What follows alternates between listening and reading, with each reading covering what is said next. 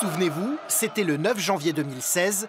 Jean-Michel Aulas inaugurait en grande pompe le nouveau stade de l'OL.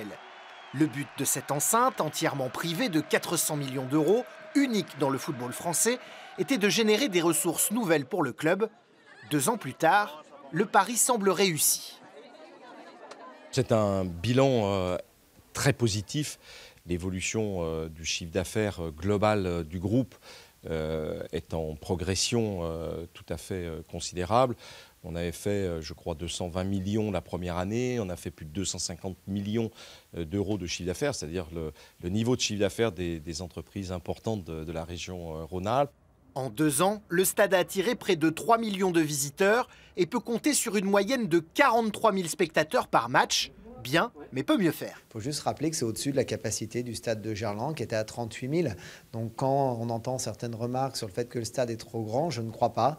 On doit encore mieux le remplir. On a attaqué une nouvelle politique tarifaire depuis le match de Metz à l'automne. On cherche à progresser sur le remplissage tout en optimisant les recettes, comme c'est le cas par exemple du match contre Paris Saint-Germain.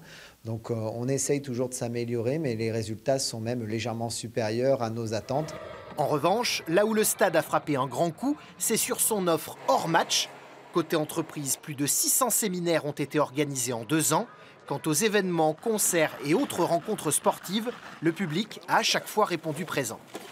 Le bilan positif, c'est qu'il y a eu d'autres événements que le football, qu'en effet, ça a largement amélioré l'expérience spectateur et que ça a aussi attiré des sponsors. Sur les points négatifs, il ne faut pas que ce soit que le stade qui attire, il faut que ce soit le stade et l'équipe. Voilà, ça me semble être compliqué si l'Olympique Lyonnais n'est pas en Champions League l'année prochaine, pour être clair.